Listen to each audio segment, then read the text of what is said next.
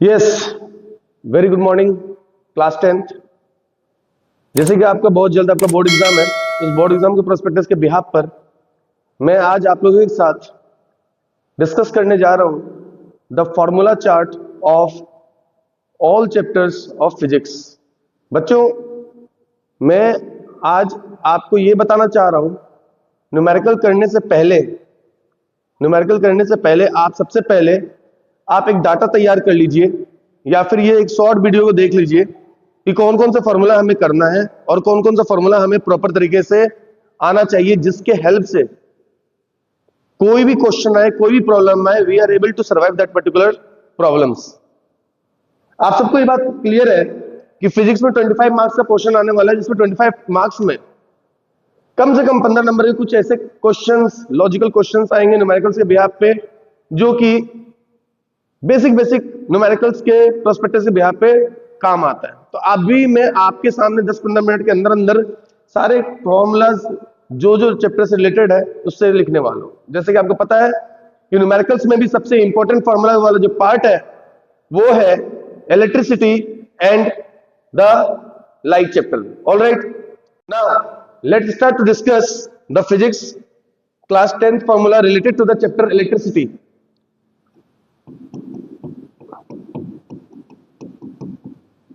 Electricity में सबसे पहले मैं आपको यह बताना चाहता हूं कुछ ऐसे फॉर्मूलाज जो इनिशियल स्टेज में बच्चे उसको छोड़ देते हैं। तो देखिएगा, जैसे अगर मैं शुरुआत करता हूं चार्ज से, तो सबसे पहला फॉर्मूला बेटा बनता है Q is equals two plus minus any.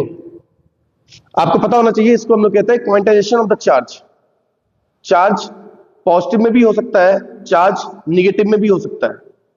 n is the number of integers, q is the charge, e is the charge of electron, and the charge of electron is 1.6 into 10 की power minus 19 coulomb. भूलना नहीं भाई साहब, 1.6 into 10 की power minus 19 coulomb.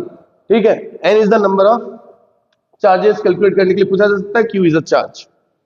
Second, जैसे ये data complete होता है आपके पास एक जनरल फॉर्मूला बनता है करंट का, I is equals to Q upon T। I is equals to Q upon T। Sometime numericals करने के टाइम पे इस Q की वैल्यू को हम लोग यूटिलाइज कर देते हैं plus minus NE upon T।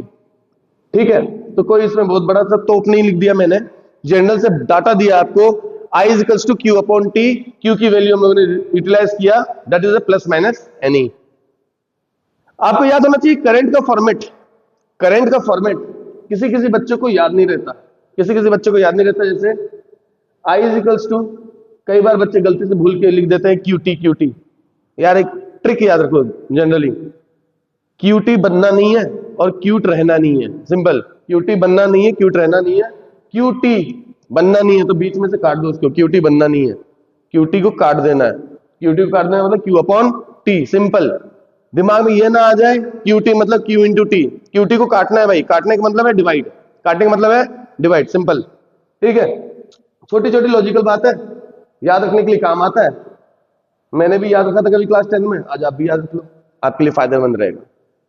ये हो गया चार्ज से रिलेटेड, ये हो गया करंट से रिलेटेड। नाउ तीसरे पॉइंट पर हम लोग डिस्कस करते हैं जो फॉर्मूला बहुत ही ज्यादा इंपॉर्टेंट रहा है इस चैप्टर में, that is the potential difference. Potential difference V is equals to W upon Q. One of the famous formula P is equal to W upon Q. अब मुद्दा उठता ही है कि बच्चे ये क्वेश्चन पूछते हैं कि सर क्वेश्चन में इलेक्ट्रिक पोटेंशियल का ये फॉर्मूला है या पोटेंशियल डिफरेंस क्या है। तो भाई साहब, अगर एग्जाम में आपसे कोई पूछ रहा है इलेक्ट्रिक पोटेंशियल, क्या पूछ रहा है, इलेक्ट्रिक पोटेंशियल, तब तो ये फॉर्मूला यूज कर लो, कोई दिक्कत वाली बात नहीं है। इलेक्ट्रिक पोटेंशियल के लिए ये डाटा काम कर जाता है, ठीक है। बट अगर आपसे कोई पूछता है पोटेंशियल डिफरेंस, क्या पूछ रहा है, पोटेंशियल डिफरेंस, तो पोटेंशियल डिफरेंस की अगर बात करूं मैं कभी भी, ठीक है, तो हमेशा याद रखिएगा potential difference should be represented by that is delta V is equals to W upon Q। गुरुजी अगर डेल्टा V का वेरिएशन क्या लिखेंगे, अब सिंपल सी बात ध्यान रखिए, delta V should be V2 minus V1 is equals to W upon Q। Formula का डाटा डिस्कस कर रहा हूं, भूलना मत। यहां तक डिस्कस करने के बाद जैसे हम लोगों का ये डाटा तैयार हो जाता है, that is the potential difference W upon Q, delta V equals to W upon Q। वैसे ही हम लोग आगे बढ़ते हैं चीजों को लेकर के, और आपको मैं बताऊं पोटेंशियल पोटेंशियल के बिहाफ पर, पोटेंशियल डिफरेंस और करंट के बिहाफ पर one of the famous scientist was discussed the basic representation that is called Ohm's law. और ओम्स लॉ से रिलेटेड वी और आई का रिलेशन एक बनता है, ओम्स लॉ से related, that is formula number 5 is the very important, इससे पक्का क्वेश्चन आना ही है। That is V is equals to IR, V is equals to IR। एक साउथ टीचर थे, उन्होंने एक लॉजिक दिया कि IR जो होता है ना, IR को IR बोलते हैं, तो कहा जाता है कि वेजिटेरियन था IR, याद रखो यार, V इक्वल टू IR होता है। लेकिन जानते हो ओम्स लॉ के फॉर्मेट के हिसाब से R इक्वल्स टू हम लोग रिप्रेजेंटेशन करते हैं V अपॉन I, ठीक है, तो भूलना मत इस बात को। इसमें ही दो तरह का बेसिक एप्लीकेशन है, एक सीरीज और एक पैरेलल कॉम्बिनेशन वाला कंसेप्ट। सीरीज और पैरेलल कॉम्बिनेशन वाला कंसेप्ट, सीरीज और पैरेलल कॉम्बिनेशन आना ही है एग्जाम में एक ना एक सर्किट डायग्राम रिप्रेजेंटेशन के बिहाफ पर। सीरीज में जब भी रेजिस्टेंस सीरीज का फॉर्मेट देखने के लिए मिलता हो जिसमें R1 और R2 रिप्रेजेंटेशन होता हो, तो सीरीज में हम लोग यूज करते हैं R1 प्लस R2। वहीं पर कॉम्बिनेशन अगर पैरेलल का हो, कॉम्बिनेशन अगर पैरेलल का हो बच्चों, कॉम्बिनेशन अगर पैरेलल का हो और रेजिस्टेंस दो लगा हुआ है, मान लो R1 और R2, तो जनरल फॉर्मूला हम यूटिलाइज करते हैं 1/R is equals to 1/R1 plus 1/R2। भाई साहब ध्यान रखना, 1/R equals to 1/R1 plus 1/R2। Next slide में मूव करते हुए जा रहा हूं, जल्दी से इस वाले पार्ट का एक स्क्रीनशॉट ले लो और इससे रिलेटेड क्वेश्चन आने की पूरी संभावना ही होंगी। मेरे हिसाब से आपका जो 20 तारीख को एग्जाम हो रहा है, damn sure potential difference related या ओम्स लॉ से रिलेटेड क्वेश्चन बनने वाला है। बात लगती है भाई, नोट कर लेना, ठीक है। आगे बढ़ रहा हूं नेक्स्ट स्लाइड में। नेक्स्ट स्लाइड की अगर मैं बात करता हूं तो अभी फॉर्मूला नंबर हम लोग जहां तक पहुंचे हैं वो फॉर्मूला है 5। आगे जैसे मैं मूव करता हूं ओम्स लॉ के बाद, ओम्स लॉ पढ़ते ही हमारे पास एक one of the famous equation आता है भाई साहब, जिसको कई लोग भूल जाते हैं एग्जाम हॉल में। कई लोग भूल जाते हैं, मतलब सर भूल इसलिए जाते हैं कि वो रट के जाते हैं कि हीट का फॉर्मूला एक रहता है जिसको हम लोग यूटिलाइज करते हैं H से, H इक्वल्स टू होता है I² RT, याद है तुमको। लेकिन जानते हो इसी को ही हम लोग कहते हैं जूल्स लॉ। जब भी कभी तुमसे पूछे हीट एनर्जी का फॉर्मूला जिसको हम लोग जूल्स लॉ के नाम से बहुत फेमस किए हुए हैं, तो याद रखना that is called I² RT। भाई साहब एक चीज तो रह गया, पूछो क्या? रेजिस्टेंस में ही एक टर्मिनोलॉजी आता था रजिस्टिविटी, जहां पे हम लोग को समझाया जाता था फैक्टर्स, वो फैक्टर्स जिस पर रेजिस्टेंस डिपेंड करता है, बच्चों, factors in which resistance depends. ये तो छठा फॉर्मूला दिमाग में रखना जिसको हम लोग जूल्स लॉ के नाम से फेमस करते हैं, H equals to I² RT, जो कि आगे चलकर यूटिलाइज करेंगे हम लोग। तो कहा जाता है 7वां नंबर फॉर्मूला में factors on which resistance depends.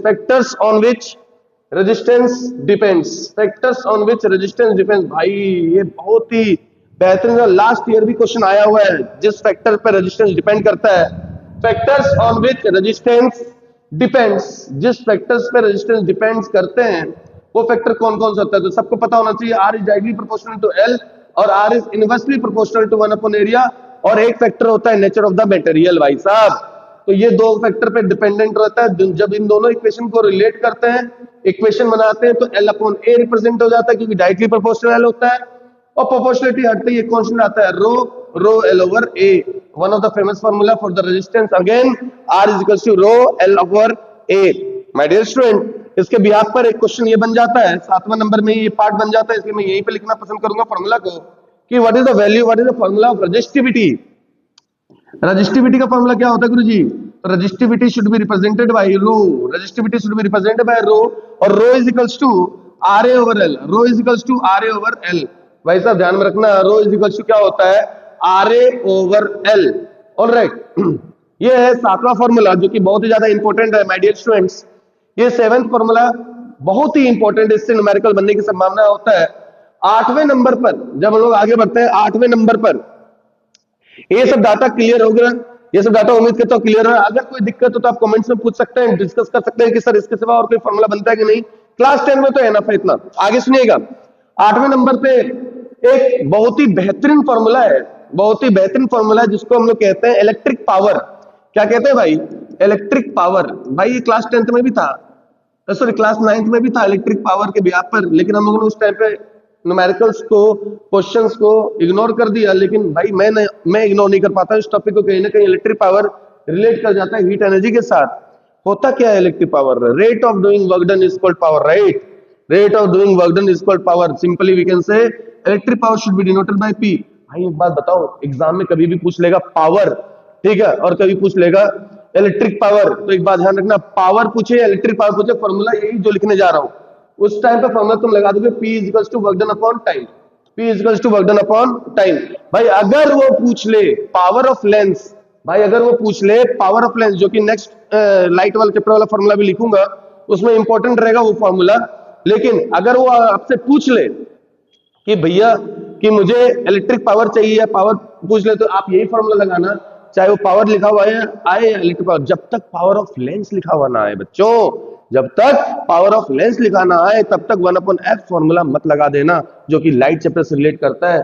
ये वाला formula P equals to 1/f। भाई साहब ये ना पावर ऑफ लेंस है भाई, पावर ऑफ लेंस, दोनों फॉर्मूला अलग अलग हैं।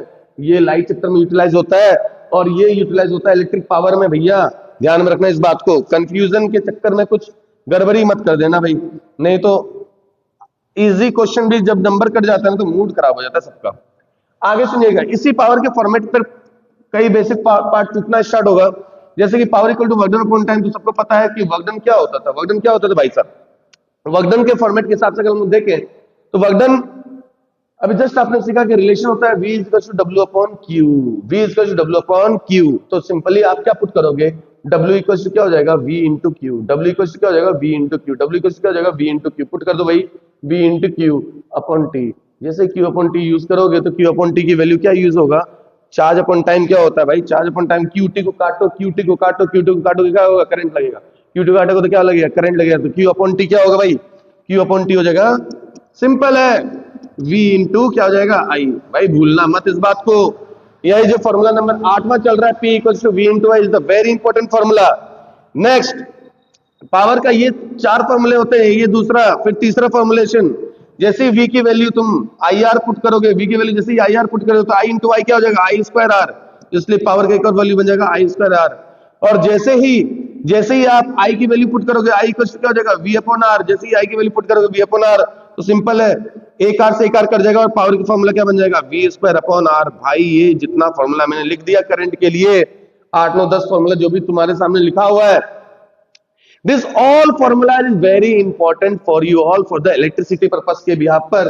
तो ये था आपका इलेक्ट्रिसिटी रिलेटेड फॉर्मूला, जो कि इतना डाटा अगर आप तैयार करके जा रहे हो तो एग्जाम में भाई कोई ना डरा रहा है, क्योंकि इसी से रिलेटेड क्वेश्चंस में बन रहा है। ठीक है, ये है इलेक्ट्रिसिटी रिलेटेड फॉर्मूला।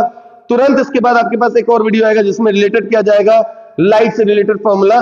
ठीक है, चलिए मैं इसी में कंटिन्यू करके लाइट का फॉर्मूला वाला चैप्टर भी डिटेलिंग में दे दे रहा हूं।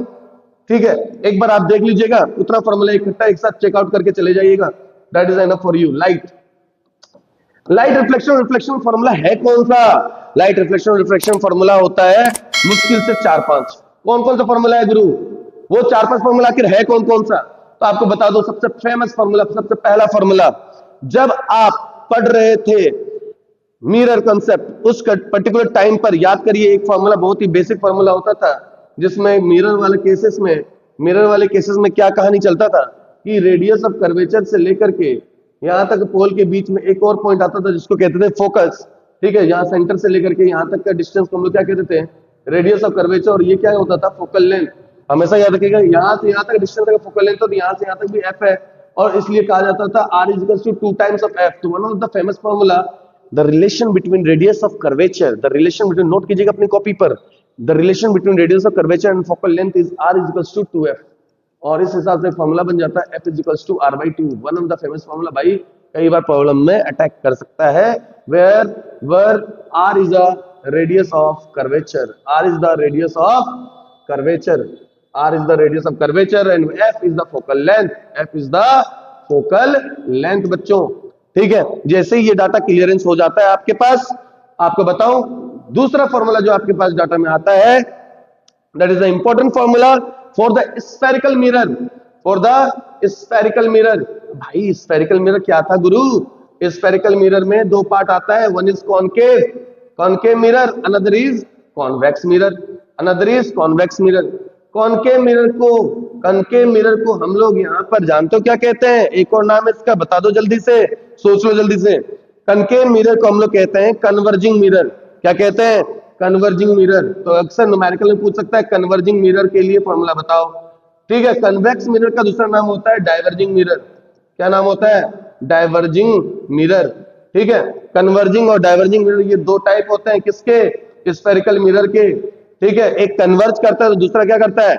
डाइवर्ज करता है भाई साहब। दूसरा क्या करता है? डाइवर्ज करता है। ठीक है, इसके बिहाफ पर स्फेरिकल मिरर फॉर्मूला, एक फॉर्मूला बना, उस फॉर्मूला को क्या बोलते हैं? मिरर फॉर्मूला भाई साहब, मिरर फॉर्मूला। और मिरर फॉर्मूला क्या होता है? Everyone knows. इसके बिना तो तुमने कर कैसे लिया कुछ भी? 1/v प्लस 1/u बराबर क्या होता है? 1/f। तो भूलना मत, 1/v plus 1/u equals to 1/f, one of the famous formula my dear students. इस डाटा में कई बार बच्चों को ये कंफ्यूजन होता है कि 1/v प्लस 1/u और 1/f में गुरुजी मुझे अक्सर v का ही पता ही नहीं रहता कि v है क्या। तो भाई v क्या है? Position of image, position of image. Alright, जिसको हम लोग अक्सर कह देते हैं डिस्टेंस ऑफ इमेज। क्या कह देते हैं हम लोग? Distance of image. Okay, distance of image के नाम से फेमस कर देते हैं। इसी तरह से u क्या है? What is u? u is the position of object, position of object. अक्सर ये क्या होता है? नेगेटिव। हर न्यूमेरिकल में u को ऑलवेज नेगेटिव ले लेना। साइन कन्वेक्शन रूल का इश्यू है, वो भी बता देंगे, कोई दिक्कत वाली बात है नहीं। What is f here? f is the focal length. भाई न्यूमेरिकल में एक बात ध्यान रखना, भाई सीबीएसई ने बोला है कुछ तो लिख दो। अगर कुछ लिखोगे तो कुछ तो दिया जाएगा नंबर, अगर कुछ लिखोगे ही नहीं तो नंबर का घंटा मिलेगा। भाई सिंपल सी बात है ना। तो ये बात को ध्यान से समझिए, बड़ा कैजुअली मैं कह रहा हूं इस बात को कि न्यूमेरिकल आए और दिख रहा है मिरर लिखा हुआ है तो राइट द फॉर्मूला। कम से कम फॉर्मूला तो लिख के आओ। 1/v plus 1/u equals to 1/f, 1/v plus 1/u equals to 1/f। ये फॉर्मूला याद करके जाओ, कम से कम फॉर्मूला तो लिख के आओ। कई लोग न्यूमेरिकल से देख के ही डर जाते हैं। भाई यार न्यूमेरिकल डायरेक्ट नंबर दिलवाता है अपने को। मेरी बात समझ पा रहे हैं? तो ये डाटा है related to the mirror formula. कितने फॉर्मूला हो गए? अभी दो ही फॉर्मूला देख रहा हूं मैं। इसके बाद आता है आपका स्फेरिकल लेंस से रिलेटेड फॉर्मूला। किससे related formula? That is related to the spherical lens. Spherical lens से फॉर्मूला, फिर से स्फेरिकल लेंस भी दो तरह का बच्चों, स्फेरिकल लेंस भी दो तरह का। ठीक है, एक कॉन्वेक्स लेंस और एक कॉनकेव लेंस।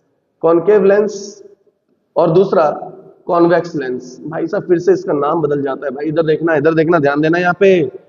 कनकेव लेंस को हम लोग यहाँ पर नाम देते हैं डाइवर्जिंग लेंस। क्या देते हैं भाई? Diverging lens.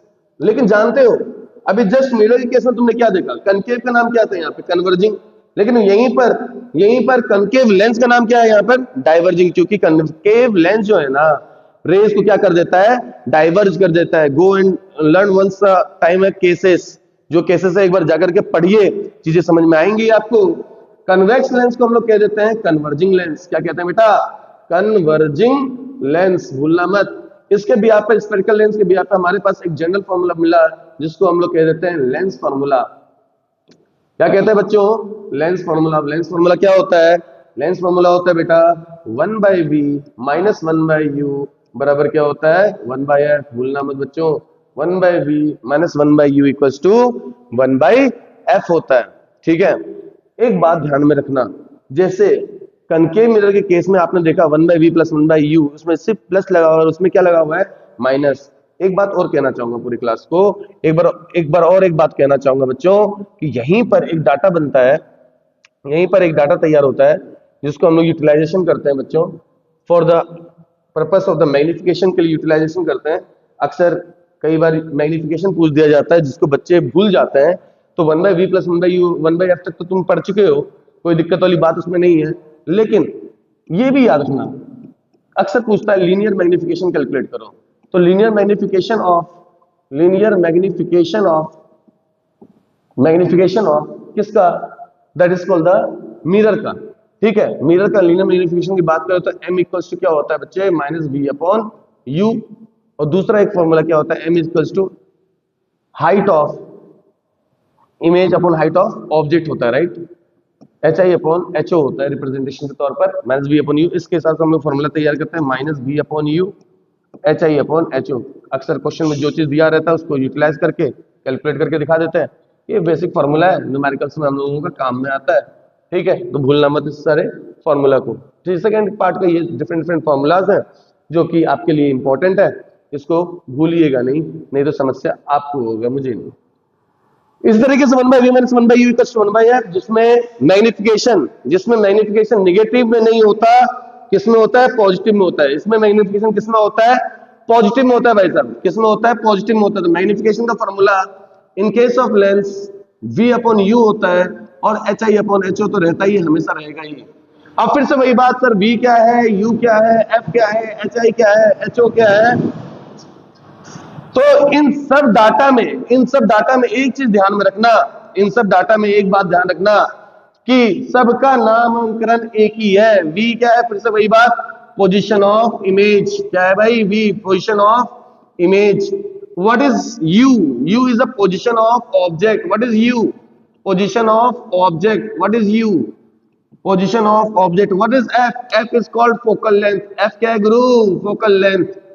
f क्या है, focal length. What is hi, hi is the height of object. Height of object अक्सर क्वेश्चन में साइज ऑफ ऑब्जेक्ट के नाम से भी होता है, साइज ऑफ ऑब्जेक्ट के नाम से भी इसको फेमस कर दिया जाता है। What is ho, ho is the height of, sorry यहां पे क्या था यार, hi था राइट, हाइट ऑफ ऑब्जेक्ट नहीं है ये, हड़बड़ी में गड़बड़ी मत कर देना, ठीक है। यहाँ पे क्या है, ये height of image. hi is the height of image, hi is the height of image. And what is ho, ho is the height of object. ho बोले तो ऑब्जेक्ट, hi बोले तो हाइट ऑफ इमेज, और we can say size of image. यहाँ पे भी हम लोग लिख सकते हैं साइज ऑफ इमेज। भूलना मत इस चीजों को बच्चे। देखिए मिरर में और लेंस में ये बेसिक फॉर्मूलाज हैं जिसके बिना काम नहीं हो पाएगा, आपको साफ साफ बोल रहा हूं।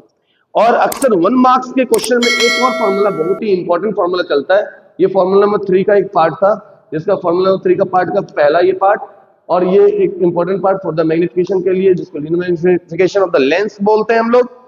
और एक फॉर्मूला है जिसको एक बार रिवाइज करके जाना है, जो कि मैंने अभी बोला अक्सर पावर के नाम से आता है, जिसको हम लोग कह देते हैं बेटा पावर ऑफ लेंस। क्या कहते हैं, पावर ऑफ लेंस।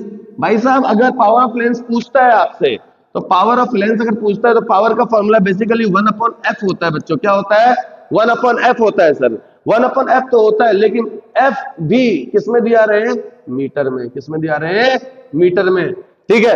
अगर तुम p इक्वल्स टू 100/f लगा रहे हो, उसमें भी कोई बुराई नहीं है। क्या कर दिया मैंने, कुछ नहीं किया, बस यहाँ पे फोकल लेंथ किसमें रहेगा, इन सेंटीमीटर में रहेगा। किसमें रहेगा, इन सेंटीमीटर में रहेगा, अगर फोकल लेंथ क्वेश्चन में दिया हुआ है तो, ठीक है। एट लास्ट आपको सबका यूनिट ध्यान रखना कि पावर का जो यूनिट है, पावर का जो यूनिट है आपको दिमाग में रखना है, क्या होगा, डायोप्टर। पावर का यूनिट किसमें आएगा, डायोप्टर। अगर इसमें फोकल लेंथ की यूनिट पूछा जाए तो आपको क्लियर ही है कि फोकल लेंथ की यूनिट क्या होती है, यहाँ पे मीटर, और इसमें सेंटीमीटर। मीटर बोलो सेंटीमीटर बोलो, कोई समस्या नहीं है, ठीक है। एक बार क्वेश्चन में देख लेना बस कि मैग्निफिकेशन का यूटिलाइजेशन के लिए कोई यूनिट नहीं होता, क्योंकि v अपॉन u मैग्निफिकेशन को यूनिट नहीं होता, it is a unitless quantity. hi हो सकता है उसकी यूनिट मीटर में आए, कोई बुरी बात नहीं है। v u फोकल लेंथ हर चीज किसमें रहेगा, मीटर में रहेगा, ठीक है। उसके बाद ये जो भी आप देख रहे हो जितने फॉर्मूला लाइट का, that is enough for you. Please once revise this all topic, then you go in that particular board exam. और भाई यहाँ पे जो लाइट चैप्टर का जो तुम्हें दिखाया मैंने, ये जो डाटा दिखाया है जिसमें ओम फ्लो डाटा ये सब चीजें तुम्हें दिख रहा है कि फर्स्ट फॉर्मूला के ब्याप पर, इसमें भी भाई एक बात ध्यान में रखना, एक बार सबका यूनिट को एक बार चेकआउट कर लेना, एक बार सबके यूनिट को चेकआउट कर लेना। चेकआउट करने का मतलब क्या है, जैसे चार्ज की यूनिट अक्सर लोग बात भूल जाते हैं। चार्ज क्या है, what is charge, charge should be divided by Q, charge should be divided by Q. Charge की यूनिट क्या होगा, कूलाम। चार्ज की यूनिट क्या होगा, कूलाम। भूलना मत, कैपिटल सी से डिनोट कर दिया जाता है। करंट है, करंट की यूनिट, करंट की को डिनोट किससे करते हैं, आई से, उसकी यूनिट क्या होगा, एम्पियर, ठीक है। भूलना मत भाई, एम्पियर। चाहे इलेक्ट्रिक पोटेंशियल पूछ ले, चाहे इलेक्ट्रिक पोटेंशियल पूछ ले, चाहे इलेक्ट्रिक पोटेंशियल पूछ ले, या पोटेंशियल डिफरेंस पूछ ले, या पोटेंशियल डिफरेंस पूछ ले, चाहे इलेक्ट्रिक पोटेंशियल पूछ ले या पोटेंशियल डिफरेंस पूछ ले आपसे, या पोटेंशियल डिफरेंस पूछ ले, ध्यान में रखना बच्चे, दोनों का ही यूनिट क्या होता है, दोनों का यूनिट ही वोल्ट होता है भाई। क्या होता है, वोल्ट होता है। और वोल्ट हमेशा मतलब इलेक्ट्रिक पोटेंशियल का जो वोल्ट हमेशा जो अप्लायंस होता है ना, इसको हमेशा कैसे लगाया जाता है, पैरेलल में लगाया जाता है। कैसे लगाया जाता है, पैरेलल में लगाया जाता है। एम्पियर को कैसे लगाया जाता है, बोले तो करंट का जो एम्पियर वाला सिस्टम है उसको कैसे लगाया जाता है, सीरीज में लगाया जाता है। और आपको पता होना चाहिए एम्पियर क्या करता है, to measure the current. Volt, ये इलेक्ट्रिक पोटेंशियल क्या करता है, to measure the voltage. Is it clear, इस बातों को भूलना नहीं।